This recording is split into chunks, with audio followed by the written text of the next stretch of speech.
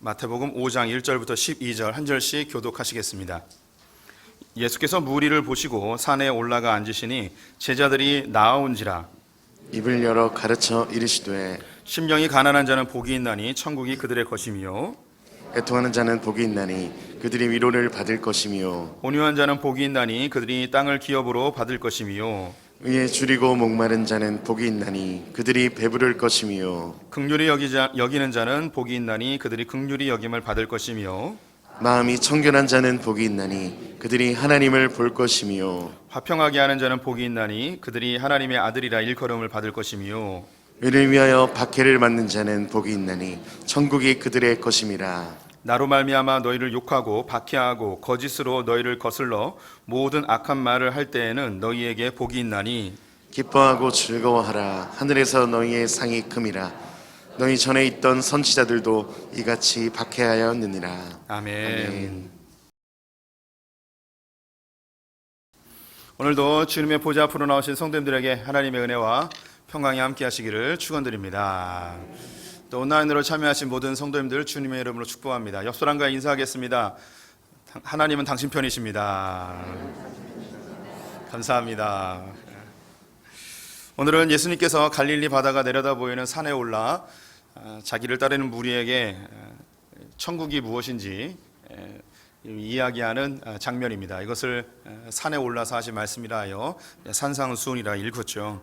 그 중에서도 가장 유명한 첫 부분에 나오는 팔복에 대한 이야기를 오늘 함께 해보도록 하겠습니다.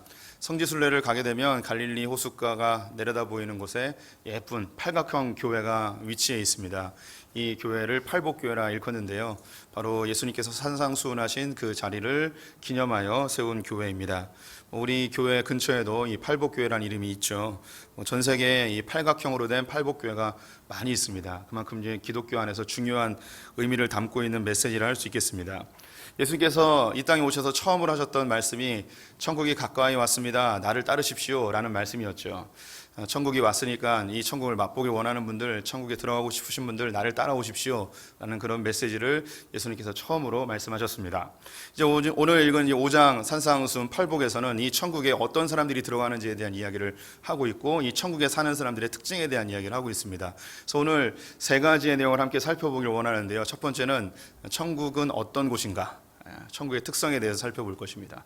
두 번째는 왜 사람들은 이 천국을 원하는가, 기독교인들뿐만 아니라 타 종교 혹은 합리적인 이상주의자들도 유토피아 혹은 파라다이스 이런 이야기들을 하며 근심 걱정 슬픔 고민이 없는 그런 이상적인 세계, 그런 천국을 다 원합니다. 왜 사람들이 이렇게 천국을 열망하고 갈망하는가에 대한 이야기를 해볼 것이고, 마지막으로 그렇다면 하나님이 이야기하시는, 예수님이 추구하시는 이 천국 하나님 나라는 어떻게 들어갈 수 있는지에 대한, 누가 들어갈 수 있는지 그런 이야기를 해보도록 하겠습니다. 먼저 천국이 어떤 특성을 갖고 있는지, 천국은 어떤 곳인지 함께 이야기해 보도록 하겠습니다.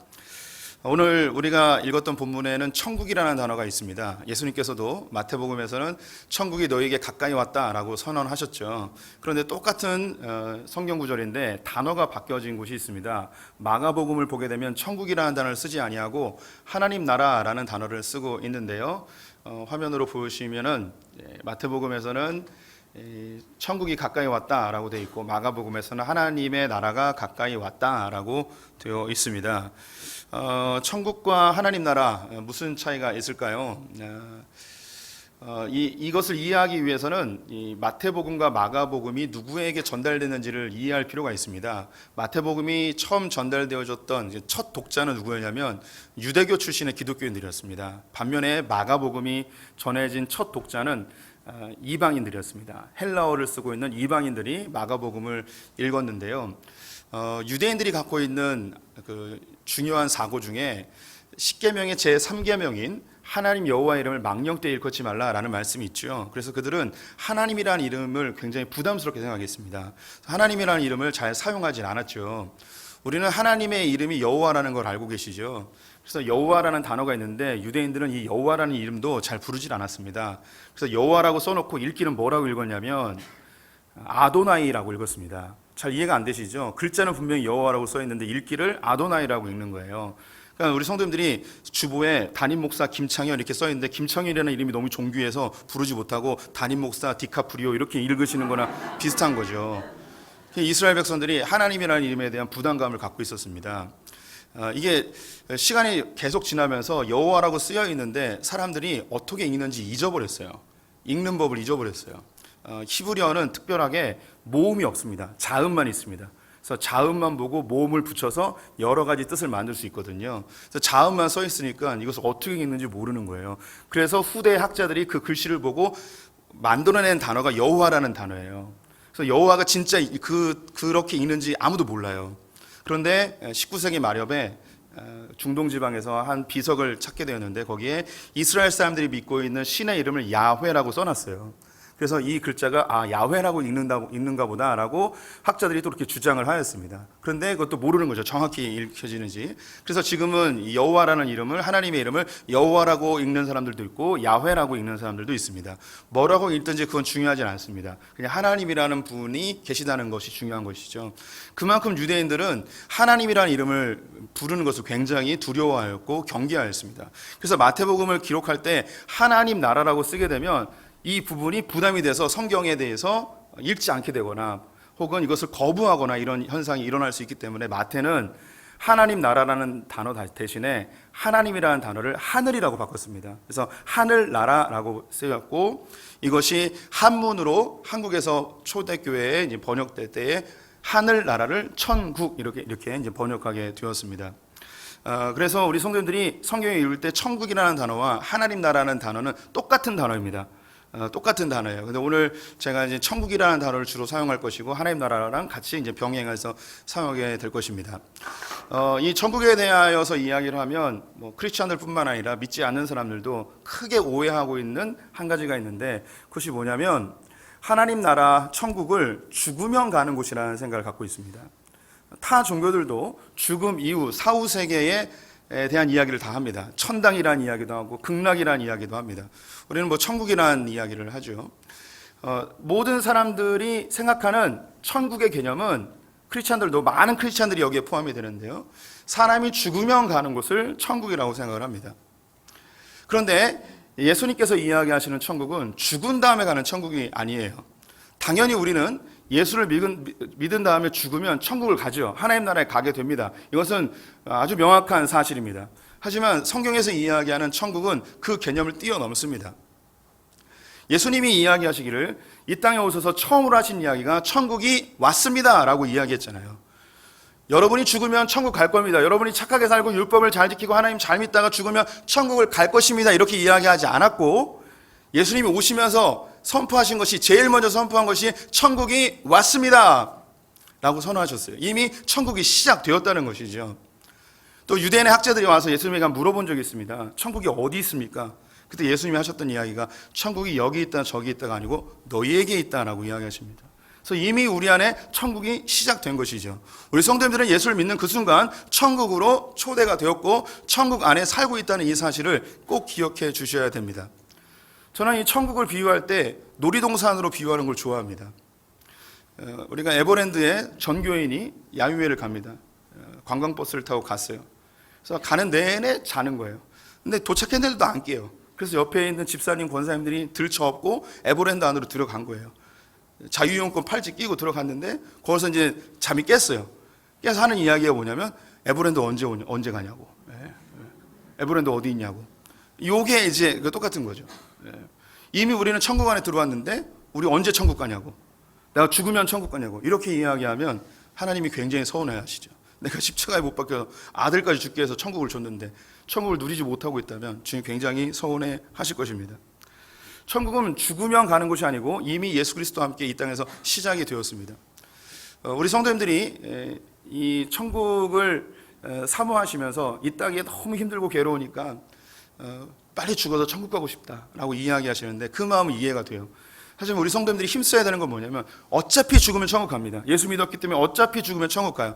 우리 성도님들이 지금 하셔야 되는 건 뭐냐면 내 삶에서 천국을 누리셔야 되는 거예요. 이미 우리가 천국 안에 들어와 있기 때문에 천국을 누리는 거죠. 저는 천국을 누리는 것에 대해서 퍼센테이지로 설명하는 걸 좋아하는데요. 천국에 가면 100%의 천국을 누리는 거죠. 100%의 하나님 나라를 누리는 거예요. 이곳엔 정말 눈물도 죽음도 질병도 고통도 슬픔도 없는 완벽한 천국이에요. 그런데 우리가 천국 안에 들어왔는데 예수 그리스도를 믿음으로 천국에 초대되어져서 천국을 살고 있습니다. 근데 어떤 분들은 5% 정도의 천국을 누리고 있고 어떤 분들은 80%, 70%, 90%를 누리는 분들이 있습니다. 우리 가운데 100% 누리는 사람은 현 세계에선 존재하지 않습니다. 하지만 이 땅에서 천국을 몇 퍼센트 누리느냐는 그 정도는 차이가 발생하는 거예요. 그래서 우리 성도님들은 소망하셔야 돼요. 하나님, 내가 천국을 더 많이 누리고 싶습니다. 천국을 더 알고 싶습니다. 천국을 더 소유하고 싶습니다. 라는 그런 열망이 있어야 되는 거죠. 천국을 원하신다면 빨리 죽여주셔서 천국 가게 해주십시오. 이런 기도가 아니라 하나님, 내 삶에서 천국을 더 많이 누리게 해주십시오. 이렇게 기도하시는 것이 옳으리라고 생각이 듭니다. 천국에 대한 두 번째 오해는 무엇이냐면 천국을 특정 시대, 특정 국가에 이게 실제로 일어난다고 생각하는 것이 하나님 나라에 대한 두 번째 오해입니다. 이것은 예수 안 믿는 사람들은 관계가 없겠죠. 예수 믿는 사람들 중에 하나님 나라가 특정한 시기에 특정한 국가에서 특정 장소에서 실제로 일어난다고 생각하는 사람들이 천국에 대한 두 번째 오해입니다. 로마가 기독교를 공인하였습니다. 그래서 로마가 기독교 국가가 됐죠. 이미 기독교 국가가 됐을 때 로마 사회 전체의 시민들 중에 50% 이상이 기독교인이었었습니다. 그래서 기독교로 공인이 되는 순간 모든 국민들이 예수를 믿는 기독교인으로 변하게 되었죠. 그때 로마가 흥분하였습니다. 드디어 예수님께서 말씀하셨던 하나님 나라가 여기에 이루어지는구나. 천년왕국이 여기에 이루어지는구나. 예수님이 돌아가신 지 이제 불과 한 200여 년, 300여 년밖에 지나지 않았기 때문에 그 흥분도는 굉장히 높았을 것입니다. 그런데 기원 후 410년경에 동방에 있었던 고트족에 의해서 로마 제국이 한순간에 멸망해 버립니다.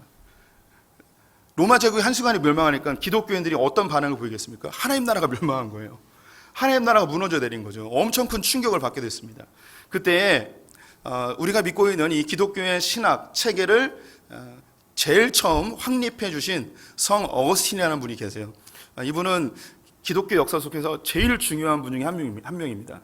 이분이 410년에 하나님의 도성이라는 책을 쓰셨어요. 이 하나님의 도성이라는 게 뭐냐면 하나님 나라가 특정 시대에 특정 국가의 특정 지역에서 만들어지는 것이 아니고 하나님 나라는 하나님의 통치와 다스림이 임하는 곳이 하나님의 나라라는 개념을 알려주었습니다. 그래서 로마 제국이 멸망했다고 해서 하나님 나라가 멸망한 것이 아니라는 것을 알려주게 된 것이죠. 우리 성도들 꼭 기억해 주십시오. 하나님 나라는 특정 국가에서 특정 시대에 나타나는 것이 아니고 하나님의 통치와 다스림이 임하는 것이 바로 하나님의 나라입니다.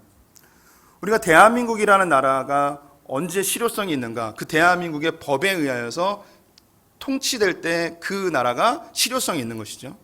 우리가 일본에 의해서 지배당한 적이 있었습니다. 우리는 여전히 한반도에 살고 있었고 우리는 한국말을 쓰고 있고 한국 사람이었어요. 그런데 그 땅은 한국 땅이 아니었죠. 왜냐하면 일본 법에 의해서 지배되고 있었기 때문에 거기는 일본 국가가 되었습니다. 동일한 거예요. 하나님 나라는 장소나 시대나 국가적 개념이 아니고 하나님의 법에 의하여 통치하고 다스림을 받는 곳을 바로 하나님 나라라고 이야기하는 것입니다. 우리 성도님들 꼭 기억해 주세요. 하나님 나라는 하나님의 통치와 다스림을 받는 거예요. 그래서 하나님의 통치와 다스림에 의하여서 풍성함을 누리는 것이 바로 하나님 나라입니다. 이 세상의 공중권세 잡고 있는 사단의 권세의 법이 아니라 사망의 법이 아니라 하나님 나라 생명의 법으로 다스려져서 우리의 삶이 회복되고 풍성해지는 것, 이것이 바로 하나님 나라라 할 수 있겠습니다. 로마 제국의 멸망 이후에 사람들은 반복적으로 하나님 나라가 이 땅 가운데 실제로 나타날 것이라고 기대하고 살았습니다. 그래서 1000년의 신성 로마 제국이 그러하였고요. 영국이 식민지를 확장해 갈 때 이 대영 제국이 하나님 나라라고 생각했던 사람들이 있었습니다. 또 미국이 패권을 장악하게 되어지자 미국을 하나님 나라라고 생각했던 일부의 사람들도 있었습니다. 또 우리나라가 교회가 부흥하고 믿는 자들이 많이 늘어나게 되자 이 대한민국이 하나님 나라라는 그런 생각을 하고 사는 사람들도 있었습니다. 만약에 우리나라 백성들이 100% 다 크리스천이 되고 대통령, 국회의원 모든 사람들이 다 기독교인이 되면 우리나라가 정말 세계에서 제일 잘 사는 나라 될까요? 아니면 부정부패가 더 심해질까요? 우리 성도님들이 생각하는 그 일이 일어날 것 같아요. 또한 대부분의 이제 이단 사이비들이 여기에 해당되는데요. 하나님이 택한 백성들이 특정한 지역에서 특정한 시대에 이 사람들만 하나님 나라를 이루어내는 지상천국, 지상낙원을 이룰 것이라고 생각하는 그런 무리들이 있죠. 그래서 신천지 같은 경우는 그 과천에 예수님이 재림하실 거라고 해서 거기에 땅을 많이 사놓고 막 이런 일들도 있습니다. 이런 개념들이 천국에 대한 잘못된 개념입니다. 천국은 하나님의 통치와 다스림이 임하는 곳입니다. 그래서 우리 성도들이 이 하나님의 통치와 다스림이 내 삶 전체에 확장되면서 누려나가야 되는 것이죠. 우리는 이미 천국을 살고 있습니다. 예수님을 믿은 그 순간 천국 안에 초대되었습니다. 그리고 완성되어질 천국을 바라보며 살아가고 있습니다. 이 땅 가운데는 완성되지 아니하여서 여전히 예수를 믿음에도 불구하고 신앙생활을 잘함에도 불구하고 여전히 불편하고 어렵고 눈물나고 힘든 부분이 분명히 있어요. 그런데 완성되어질 예수 재림 그때에 완성되어질 그 천국을 바라보며 사는 거죠. 이것을 전문 용어로 이미와 아직 사이에 살고 있다고 합니다. 하나님 나라는 이미 임하였습니다. 근데 아직 완성되지 않았습니다. 그 과정 가운데 우리가 존재해 있는 것이죠. 다시 한번 말씀드립니다. 천국은 죽은 다음에 가는 것뿐만 아니라 지금 내가 살고 있는 이 생애에서 누려야 되는 것입니다. 어떻게 보면 죽은 다음에 가는 것보다 지금 누리는 것이 훨씬 더 중요하겠죠. 죽음은 어차피 천국 가는 거예요. 이 개념은 우리가 생각지 않아도 그렇게 가요. 그런데 지금 내가 내 삶에서 하나님 나라를 누리는가 누리지 못하는 건 굉장히 중요한 문제입니다. 더불어 하나님 나라는 특정 국가, 특정 시대에 일어나는 것이 아니고 하나님의 법과 하나님의 다스림, 통치가 임하는 곳이 하나님 나라라는 사실을 꼭 기억해 두시기 바랍니다. 그렇다면 이 천국을 왜 사람들이 이렇게 갈망하는가? 서두에 이야기한 것처럼 모든 종교는 천국에 대한 개념을 갖고 있습니다. 천당, 극락 이런 걸 다 가지고 있죠. 낙원 이런 개념을 가지고 있습니다. 이건 종교인들뿐만 아니라 비종교인들, 과학주의자들, 합리주의자들, 이상주의자들도 똑같은 생각을 갖고 있어요. 근심 걱정 없고 질병이 없고 고통이 없고 죽음이 없는 어떤 유토피아, 파라다이스, 어떤 이상적인 그런 지점이 있을 것이라고 다들 생각하고 살아가요. 그래서 무엇인가 발전하고 노력하고 합리적으로 세상을 만들어가면 이 세상에 근심 걱정이 없는 그런 세계가 올 것이라는 거예요. 종교적인 색채로는 착한 일을 하고 종교적인 율법을 잘 지키고 믿음 생활을 잘하면 어디론가 내가 근심 걱정 고통 죽음 질병이 없는 곳으로 갈 것이라는 그런 막연한 기대감을 가지고 종교인이든 비종교인이든 다 그렇게 천국을 갈망하며 살아가고 있습니다. 유토피아 낙원을 갈망하며 살아가고 있죠. 왜 그럴까요? 왜 그럴까요? 네, 이 세상에서는 그런 갈망함을 갖고 있다는 그 현상을 알아요. 그리고 그 마음속에 천국을 소망하는 것도 안다고요. 그리고 왜 그런지도 알아요. 우리 안에 그런 어려움들이 고난과 시련이 있기 때문에 이것을 벗어나고 싶어하는 욕구 때문에 가는 걸 알아요. 그럼 이것이 왜 생겼는지 그 원인에 대해서는 그 어떤 종교도 그 어떤 철학자들도 사상가들도 이야기할 수 없습니다. 그 답은 유일하게 있는 곳이 있는데 그것이 바로 성경입니다. 왜 우리는 이렇게 천국을 갈망하며 낙원을 갈망하며 살아갈까요? 우리 성도님들도 삶 전체에서 늘 꿈꾸는 게 근심 걱정 없이 살았으면 좋겠다. 편안하게 살았으면 좋겠다. 언젠가 올 것이라는 그 기대감을 가지고 왜 사느냐 말이죠. 그 이유는 우리가 천국을 잃어버렸기 때문입니다. 하나님 나라를 잃어버렸기 때문이죠. 하나님이 세상을 창조하시고 에덴 동산을 만드셨습니다. 이 에덴 동산에 아담과 하와를 놓으시고 이곳에서 마음껏 근심 걱정 없고 죽음도 없고 질병도 없는 슬픔도 없는 그 하나님의 나라를 그 에덴 동산에서 풍성히 누리도록 하나님이 허락해 주셨습니다. 그런데 이곳에서 하나님의 나라가 되기 위해서는 반드시 필요한 게 근심 걱정 눈물 죽음 질병이 없는 것이 하나님 나라가 아니고 하나님 나라가 되려면 반드시 있어야 되는 게 있죠. 하나님 나라는 뭐라고 그랬습니까? 하나님의 통치와 다스림이 있어야 되는 거예요. 그래서 하나님의 통치와 다스림이 그 에덴 동산에 임하고 있다는 상징물로 하나님께서 뭘 주셨냐면 선악과라는 것을 주셨습니다. 이 선악과는 단순한 과일이 아닙니다. 하나님이 통치하고 다스리고 있다는 중요한 상징물이에요. 이 선악과를 먹으면 하나님의 법을 어기는 거예요. 이 선악과를 먹지 않으면 하나님의 법을 따라 순종하여 살아가는 것이죠. 이것이 중요해요. 하나님 나라가 되기 위해서는 근심 걱정 눈물 죽음 질병이 없는 것이 중요한 것이 아니고 하나님이 그곳에 통치하고 있는지 하나님의 법이 그것을 다스리고 있는지 이것이 중요한 거예요. 이것에 관심이 없이 근심 걱정 눈물 죽음 질병이 없는 곳을 천국이라고 생각하면 큰 오산이에요. 우리 성도님들, 제가 놀라운 사실 하나 알려드리겠습니다. 지옥에 가도 안 죽어요. 지옥에 가도 영원히 산다고요. 지옥에는 질병이 있을까요? 지옥엔 질병이 없어요. 지옥에서 안 죽는다고요. 굉장히 낯설어 보이시는데 지옥 가면 안 죽어요. 우리 성도님들 천국에서도 영원히 살지만 지옥에서도 영원히 사는 거예요. 영원히 사는 게 천국이 아니에요. 지옥은 질병이 없어요. 질병이 없으니까 죽지도 않죠. 질병이 없고 근심이 없는 것이 아니에요. 중요한 건 뭐냐면 하나님 나라는 하나님의 통치와 다스림이 있는 것이고 지옥은 하나님의 통치와 다스림이 없는 거예요. 그럼 거기는 누가 지배하고 있는가? 사단이 지배하고 있는 거죠. 거기가 지옥이에요. 이 사실을 아셔야 되는 거예요. 아담과 하와가 선악과를 따먹음으로 인해서 하나님의 통치가 아닌 사단의 미혹으로 사단의 통치를 받으며 살게 됩니다. 그래서 하나님의 법, 하나님의 다스림을 벗어나 그들은 낙원에서 쫓겨나게 되죠. 에덴에서 쫓겨나게 됩니다. 그래서 에덴을 잃어버렸어요. 천국을 잃어버렸어요. 낙원을 잃어버렸어요. 낙원에서 쫓겨난 사람들의 나타난 현상이 있습니다. 첫 번째는 내면적 변화예요. 내면적 변화. 마음이 바뀌어버렸어요. 그 내면적 변화로 첫 번째 나타난 게 뭐냐면 그들이 벗었음을 알고 부끄러워하기 시작했습니다. 부끄러움을 느꼈어요. 자신들이 벗었음을 부끄러워요. 이 부끄러움을 감추기 위해 무화과 나무 잎을 따서 자기의 부끄러운 부분을 가리기 시작합니다. 우리 모든 인간들은 에덴에서 쫓겨나, 즉 낙원에서 쫓겨나서 우리 내면적 변화 중에 가장 큰 변화는 뭐냐면 부끄러움을 느낀다는 거예요. 이 부끄러움을 느낀다는 것을 심리학 용어로 결핍이라고 이야기합니다. 결핍. 나의 부족함이 드러나는 것을 싫어하는 거예요. 나의 부족함이 드러나는 것을 어떻게든 막으려고 하는 거예요. 감추려고 하는 거예요. 우리 성도님들의 부끄러운 부분이 무엇입니까? 우리 성도님들의 약점이 무엇입니까? 저는 요즘 약점이 하나 생겼습니다. 눈썹이 자꾸 빠집니다. 이 부끄러움을 가리고 싶습니다. 우리 교회 한 집사님의 따님이 눈썹 문신을 시작하셨습니다. 굉장히 유혹을 받고 있습니다. 걸어서 10분이면 갈 수 있습니다.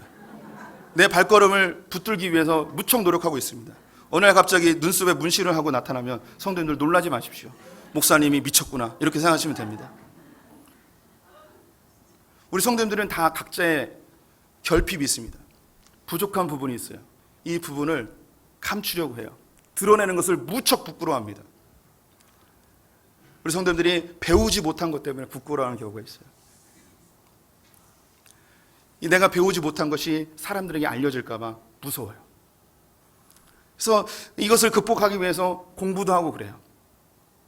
학교도 다시 가보고. 그런데 그럼에도 불구하고 여전히 내 마음속에 남아있는 그 결핍의 요소를 제거하기가 참 쉽지 않아요. 어린 시절부터 가난하게 사신 분들, 자기가 가난하게 살았다는 것이 지금도 가난한 형편에 있다는 것을 드러내는 것을 무척 두려워하기도 합니다. 그래서 허세를 부리기도 해요. 포장을 하기도 합니다. 남들이 잘 입지 않는 옷을 입으려고 해요. 더 튀는 옷을 입고 더 잘 보이기 위해서 애를 쓰는 경우도 있습니다. 어떤 분들은 자기의 힘에 지나도록 사람들에게 무시당하지 않기 위해서, 부끄럽지 않기 위해서 더 좋은 아파트, 더 좋은 명품 가방, 더 좋은 차를 타려는 그런 자기의 부끄러움을 감추려는 그런 욕구가 우리 안에 늘 있어요. 이 결핍을 오늘 읽은 성경의 단어로 바꾸면 그것이 가난이에요. 가난. 이 가난은 그냥 굶주린다는 그런 가난의 개념이 아니에요. 이 가난은 부족함, 무력함, 빈약한 이런 뜻이에요.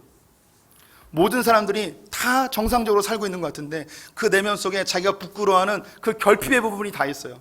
가난한 부분이 있어요.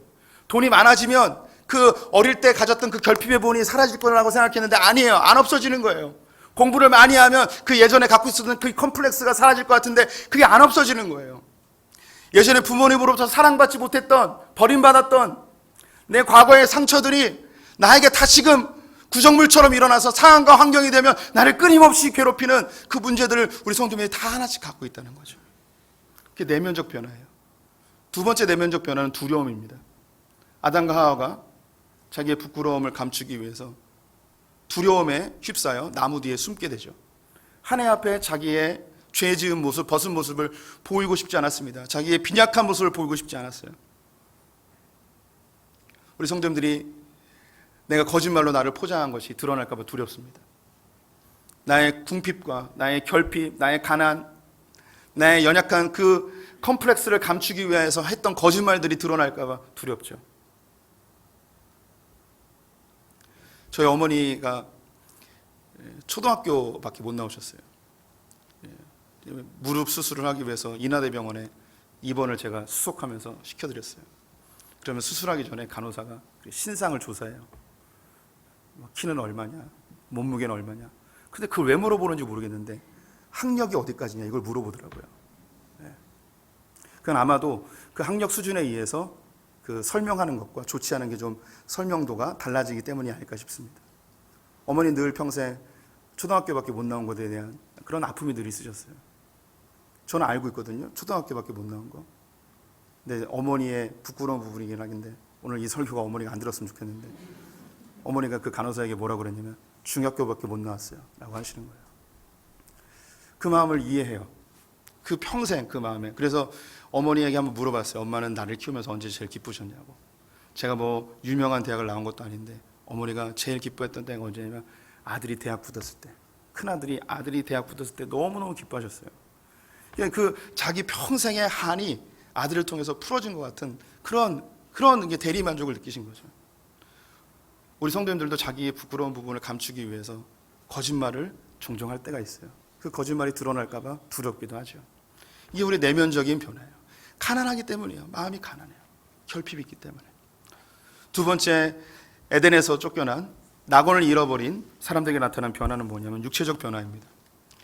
여인은 해산하는 고통을 더하게 되어지고 남자는 땀 흘려 수고하고 노동하는 고통을 겪게 되었습니다. 에덴에서 그 풍성함을 잃어버리고 땅을 일구고 수렵을 해야만 사는 세상을 살게 되었던 것이죠. 서양에서 먹을 거리를 해결하기 위해서 수렵을 주로 하였습니다. 농사보다는 수렵을 많이 했습니다.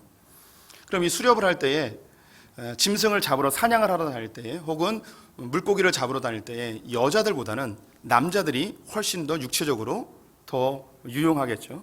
그럼 그 사회가 자연스럽게 어떤 사회로 구성이 되냐면 남성 위주의 사회가 되어집니다. 그러면 여자들은 이때 어떤 역할을 해야 되냐면 남자 아이를 많이 낳는 사람이 되어야 되는 거예요. 사냥을 해야만 먹고 살 수 있는 서양 사회에서 사냥에 적합한 남성들을 많이 출산하는 여인이 인정받는 거죠. 그래서 남자아이를 많이 태어나지 못하게 하거나 아이를 많이 출산하지 못하는 여인들은 그 사회에서 억울함을 당하게 되고 괄시와 멸시를 당하게 되는 것이 서양의 사회적 구조가 되었습니다. 농업을 중심으로 한 동양 문화, 우리나라도 마찬가지죠. 이 동양 문화에서는 농사는 혼자 지을 수가 없습니다. 반드시 씨족을 이루어서 공동체로 이루어져야 됩니다. 이때에 농사 역시 남성들 위주로 이루어지게 되고 그 씨족의 중심에는 누가 있냐면 아버지라는 존재가 있습니다. 근데 이 아버지는 대를 이어 남자가 그 아버지의 뒤를 이어야겠죠. 그래서 대를 잇는 것이 굉장히 중요한 사회로 형성이 됩니다. 이때 여성들도 중요한 역할이 뭐냐면 아들을 낳아줘야 되는 거예요. 자연스러운 땀 흘리고 수고해야 되는 세상에서 나타날 수밖에 없는 현상이죠. 이런 현상이 나타났어요. 그런데 우리 가운데도 아들을 낳지 못하여서 고통당한 억울한 여인들이 우리 가운데 있습니다. 딸만 낳았다고 시부모로부터 대를 잇지 못하고 이상한 여자가 들어와서 대를 끊어놨다고 때로는 처벌드리기도 합니다. 이런 사회적 구조 속에서 우리 어머니네들은 할머니네들은 그런 고통을 당하고 살았습니다. 저희 할머니는 권사님이라고 몇 번 말씀드렸죠. 제가 첫 아이를 낳았을 때 할머니에게 전화를 드렸습니다. 할머니 아기 낳았어요. 그랬더니 할머니가 저에게 뭐라고 물어보셨냐면 딸이니? 라고 물어보셨어요. 딸이니? 라고 물어보셔서 할머니 아들이에요. 그랬더니 할머니가 어떻게 반응하시냐면 아들이야! 이렇게 하셨습니다. 딸이니? 라고 물어보신 이유는 딸인 것에 대한 실망감을 감수하기 위해서 스스로 질문하신 거겠죠. 예수 잘 믿는 분이셨음에도 불구하고 여전히 남자를 원하는 그 모습을 느꼈습니다. 왜냐? 우리 할머니의 첫 번째 아이는 딸이었어요. 그 가정에서 당했을 그 억울함을 그대로 저에게 반영하신 거죠. 그게 그의 삶 전체를 지배하는 거였습니다. 우리 여성들 얼마나 억울하고 답답하십니까? 우리 가운데 관계가 좋은 시댁과의 관계 속에서 기쁨을 누리는 분들도 있지만 많은 분들은 그 시자만 봐도 막 역겨워지는 그런 분들이 우리 가운데 있다면 상과 위로의 말씀을 드리면서 시흥으로 이사 가지 마시고 남자들은 또 어떨까요? 힘에 의하여 지배당하는 이 세상에서 남자들은 힘이 없으면 억울한 일을 많이 당하게 됩니다. 극도의 수고를 회피할 수 없고 이 극도의 수고를 회피하여 만들어진 것이 계급 문화입니다. 강한 자들이 약한 자들을 착취합니다. 많이 소유한 자들이 오히려 가난한 자들을 착취하는 것이 이 계급의 문화의 특성이죠. 강한 자들이 약한 자들의 것을 1년 내내 수고하여 수확한 것을 약탈해 갑니다. 이게 시족국가에서는 약탈이었지만 이게 도시국가, 민족국가로 발전하게 되면 이것이 전쟁으로 확장되어지죠. 평생 수고한 것이 하루아침에 다 불길에 의해 사라지기도 하고 적국에 의해 다 빼앗기기도 합니다. 고대 사회는 전쟁에 의하여서 모든 것을 빼앗겼지만 어느 순간 이 현대 사회에서는 법에 의하여 권력자들에 의하여 평생 살았던 집을 한순간에 재개발이라는 이름으로 다 빼앗기기도 합니다. 평생 일구었던 땅이 국가에 제대로 값도 채워주지 아니하고 수용되어져서 빈털터리가 되어지는 우리의 아버지 어머니를 눈으로 보신 분들도 있었을 것입니다. 이 세상에 육체의 수고는 사람들이 좀 더 편하게 다른 사람의 것을 더 많이 착취하려는 계급 문화로, 약탈의 문화로, 힘의 문화로 바뀌어진 것을 우리가 잘 알고 있죠. 이게 낙원에서 쫓겨난 이 세상의 모습입니다. 세 번째로 환경적 변화입니다. 가시덩굴과 엉겅퀴가 나게 되어지죠. 가시덩굴과 엉겅퀴가 났다는 것은 단순히 농사 짓는데 어려워졌다는 개념 이상의 것입니다. 우리 인생 전체에서 시련과 고난과 고통이 끊임없이 나타난다는 것이죠. 사람들은 질병과 사고 혹은 자연재해로 인하여서 자기가 원치 않는 죽음을 당하기도 하고 장애를 갖기도 하고 큰 고통을 겪게 되어집니다. 이 자연이 인간에게 절대 친절하지 않습니다. 자연은 인간에게 굉장히 거칠고 과격하게 우리를 대합니다. 이것이 이 세상이 타락한 결과입니다. 에덴에서 쫓겨난 결과, 죄로 인하여 이 자연은 인간에게 대하여 절대 친절하지 않습니다. 우리 성도님들, 자연을 너무 낭만적으로 보지 마세요. 자연이 언제 분노하면 갑자기 우리를 다 삼켜버리는 것이 자연입니다. 세상은 불편합니다. 그래서 문제없고 편안한 세상을 만들기 위해서 사람들은 끊임없이 노력하였습니다. 과학, 정치, 경제, 문화, 사회, 교육, 수많은 것들을 동원하여서 세상을 문제없이 고난 없이 편리하고 편안하게 만들려고 수없이 노력을 하였습니다. 네, 맞습니다. 일면 편리해진 거 맞습니다. 우리 성도님들이 예전보다 훨씬 편리해지고 풍족해지고 넉넉해진 거 사실입니다. 하지만 인간이 어떤 일을 행하였을 때는 반드시 일어나는 일이 한쪽에서 이익을 얻으면 반드시 한쪽에서는 불이익을 얻게 되어 있다는 것입니다. 이것이 하나님이 아닌 인간이 만들어 놓은 한계예요. 하나님은 완벽하신 분이에요. 그래서 하나님이 행하시면 그 어떤 누구에게도 불이익이 없습니다. 하지만 인간이 무언가를 하게 되면 하면 할수록 한쪽에서는 이익을 얻지만 한쪽에서는 반드시 불이익이 발생되어 있어요. 여기서 우리 인간들은 반드시 겸손해야 돼요. 우리가 부를 얻었다면 누군가는 그만큼 가난해졌다는 거예요. 내가 더 많은 부를 얻었다면 더 많이 가난해진 사람이 있다는 것을 반드시 기억해야 됩니다. 과학이 발전하여서 우리는 질병도 정복하였고 수명도 늘어났고 삶이 엄청나게 편안해졌습니다. 하지만 과학의 발전이라는 이익이 있지만 환경 오염이라는 불이익이 우리에게 다가와 수많은 고통을 주고 있습니다. 사회가 발전합니다. 그로 인하여서 도시가 나타나고 도시에서 편리합니다. 우리는 1년 내내 흙을 밟지 않고도 살 수 있습니다.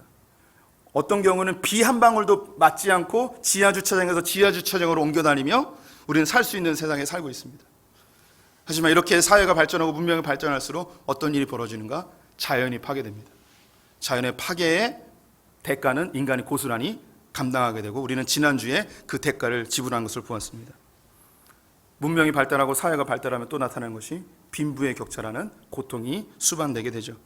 자동차라는 편리한 도구가 있지만 1년에 수천 명이 자동차로 인하여 억울한 죽음을 당하고 있습니다. 그 어떤 운전자가 고의적으로 사람을 죽이고 싶겠습니까?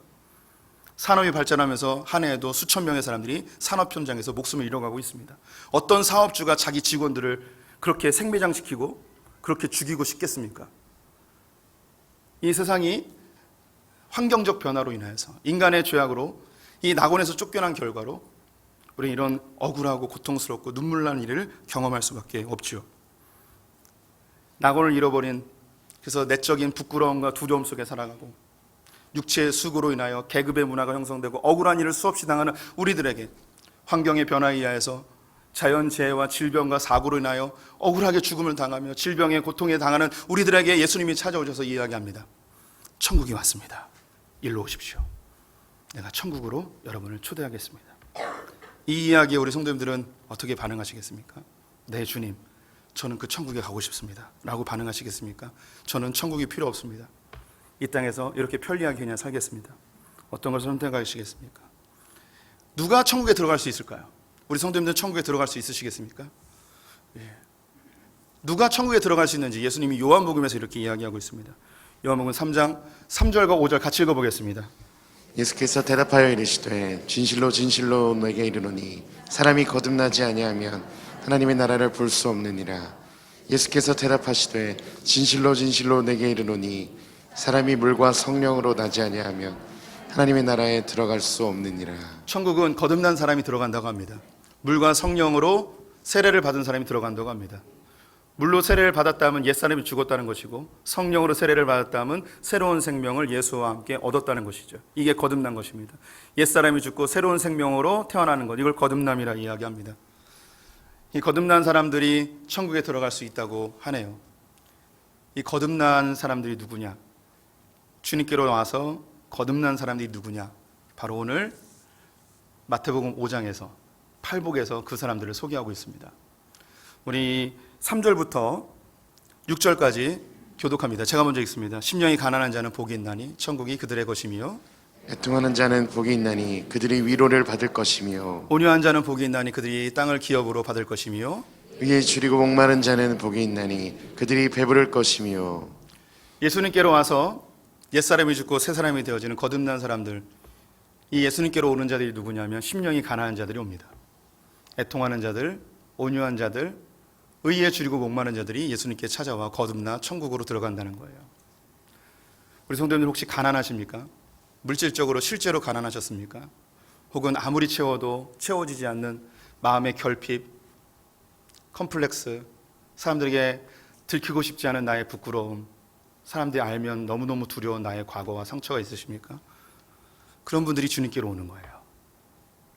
애통함이 있으십니까? 너무 억울하십니까? 내 인생을 돌아봐도 나처럼 억울한 사람이 없는 것 같습니까? 딸로 태어나서 가정에서 제대로 공부도 못하고 어린 나이에 마치 팔려가듯 시집가서 시집살이 온팡하며 아들 낳지 못했다는 이유로 천대와 괄시를 받으며 아이를 위해서 평생 살았는데 나이 들어서 아이들에게도 인정받지 못하는 나의 삶이 너무 억울하십니까? 평생 일구한 사업체가 거래처에 의해서 사기 부도를 당하고 다 빼앗기고 예전의 영화는 사라지고 그렇게 인생이 초라하게 전락되신 분들이 우리 가운데 있으십니까? 너무너무 억울해서 미쳐버릴 것 같은, 그래서 다 세상을 불태워버리고 싶은 그런 분노에 차오르신 분이 있으십니까? 그럼에도 불구하고 온유하게 내 분노를 삭히고 내 뜻대로 하지 아니하고 그래도 좀 착하게 살아보려고 애쓰는, 이 세상이 다 먹고 먹히는 짐승 같은 세상이지만 그래도 착하게 살아보려고 애쓰다가 이 교회에 오신 분이 있으십니까? 의에 줄이고 목마른 분이 계십니까? 이 의는 의로움이라는 단어라기보다는 관계라고 번역하는 것이 훨씬 쉽습니다. 경쟁과 치열한 전쟁터 같은 세상 속에서 마음 터놓고 이야기할 사람도 없는, 내 마음 알아주는 사람도 없는 그런 세상 속에서 주님이 나의 친구 되시고 주님이 나의 위로 되시는 것을 느끼고 싶어 교회에 오신 분들이 계십니까? 그런 분들이 교회에 오는 거예요. 그런 분들이 천국을 맛보는 거예요. 이 세상에서 부족한 것 없고 떵떵거리며 상처를 받기보다는 상처 주고 온유해지기보다는 자기 성질대로 다 사람들에게 상처 주며 사는, 관계보다는 돈이 더 중요하고 이익이 더 중요한 이런 사람들은 교회에 오지 못합니다. 천국을 누리지 못한다는 거예요. 우리 성도님들은 어떠신가요? 어떤 통로를 통해서 교회에 오셨나요? 마음이 가난해서, 억울해서, 애통해서, 내 뜻대로 살지 않고 좀 착하게 살아보려고, 혹은 진실한 관계가 필요해서 오셨습니까? 잘 오셨습니다. 잘 오셨어요. 주님이 우리 성도님들을 위로해 주십니다. 잘했다고, 잘 참았다고, 네 억울한 거 내가 잘 알고 있다고, 너의 그 가난함과 결핍은 나만이 채울 수 있다고, 내가 채워줄게, 내가 너를 배부르게 해줄게. 진정한 관계에 굶주렸던, 사랑받지 못했던, 어린 시절부터 부모님께 버림받고 그 누구에게도 인정받지 못했던 분들, 주님이 오시면 주님이 인정해 주십니다. 잘 왔다고, 내가 너를 안다고, 넌 내 아들이라고, 내 딸이라고 그렇게 인정해 주십니다. 이것은 실제입니다. 천국은 실제예요. 이미 예수 그리스도와 함께 시작되었습니다. 이미 이것을 누리신 분들이 있습니다. 우리 가운데도 극히 가난해서 판자촌에 살다가 지금은 아파트로 이사 가신 분이 계십니다. 주님이 풍성하게 해주셨어요.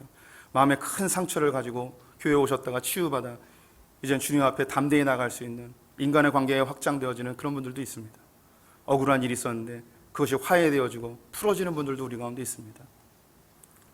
평생 사람들에게 억눌리며 그래도 화 한 번 안 내고 착하게 살았던 분들이 하나님께서 그 원수들을 다 갚아주시고 인정해 주시는 하나님을 경험한 분들이 우리 가운데 있습니다.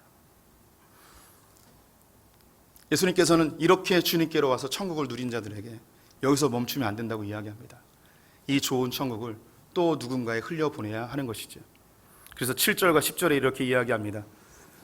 하나님 나라 백성들의 특징입니다. 제가 교독하겠습니다. 긍휼히 여기는 자는 복이 있나니 그들이 긍휼히 여김을 받을 것이며 마음이 청결한 자는 복이 있나니 그들이 하나님을 볼 것이며 의에 줄이고 목마른 자는 의를 위하여 박해를 받는 자는 복이 있나니 천국이 그들의 것이며 아니네요. 제가 잘못 읽었네요. 화평하게 하는 자는 복이 있나니 그들이 하나님의 아들이라 일컬음을 받을 것이며 의를 위하여 박해를 받는 자는 복이 있나니 천국이 그들의 것임이라. 긍휼히 여긴다는 것은 은혜를 베푸는 겁니다. 우리는 천국에 거저 들어왔습니다. 예수 그리스도의 보혈의 은혜로 천국을 맛보았습니다. 우리는 억울하게 살던 자들이었습니다. 애통하던 자들이었습니다. 상처받고 버림받았던 자들이고 가난했던 자들입니다. 힘 있는 자들에게 늘 눌렸던 사람들이 우리였습니다.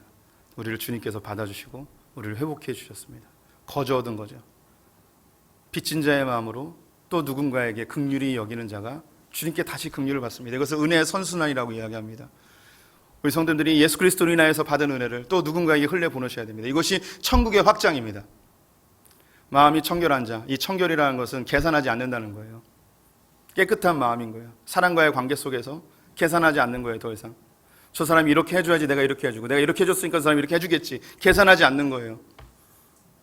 하나님이 내게 주신 그 은혜로 그냥 흘려보내는 거예요.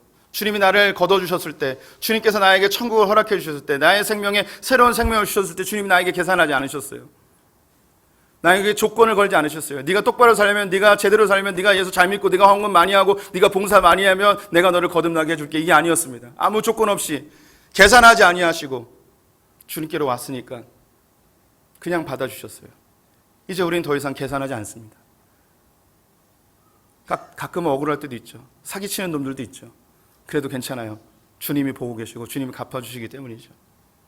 화평케 하는 자, 화평케 하는 자는 영어로 피스메이커입니다. 훨씬 이해하기가 쉽죠.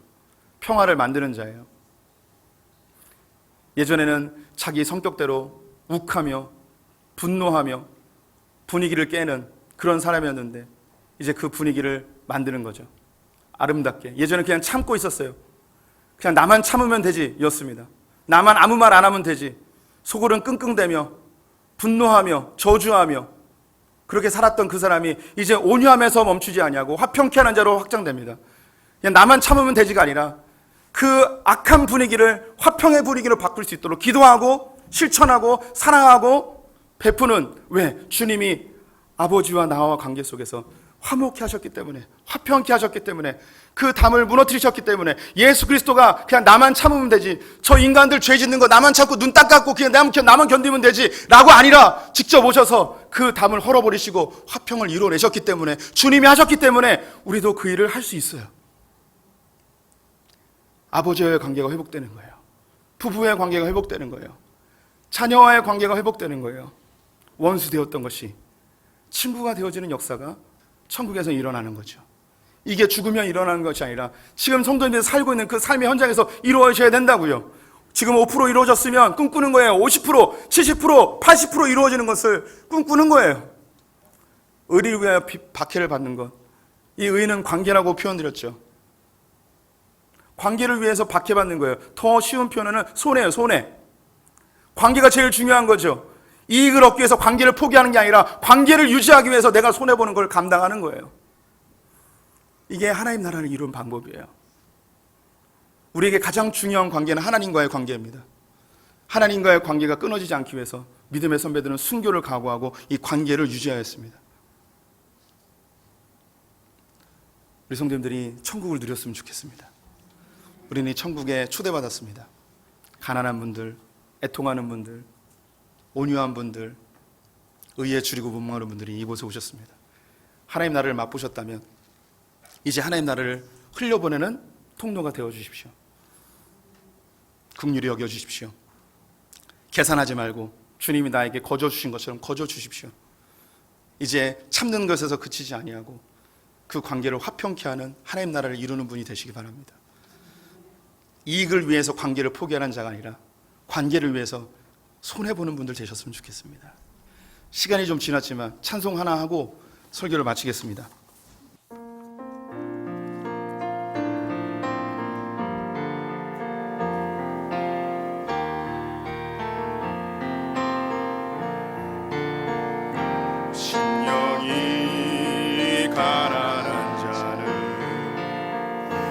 천국이 저희 것이요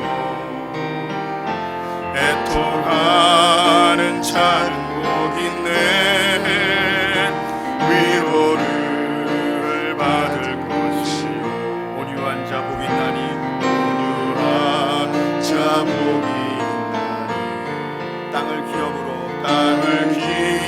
기업으로 받겠네 의를 줄이고 목마른 자는 저희 배부를 것이요 저희 배부를 것이요 긍휼히 여기는 자는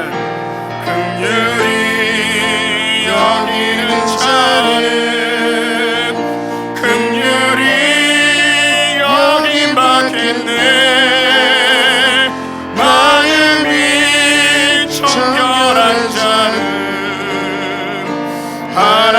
하나님을 볼 것이요 화평케 하는 자는 하나님의 아들이라 일컫네 의를 위하여 핍박받는 자 저희 것이라 내게도 주소서 내가 복을 받기 원하네 오네 주여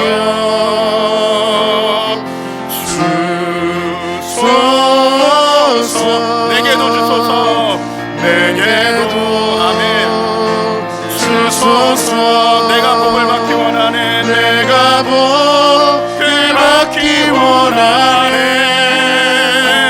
오네 주여 주소서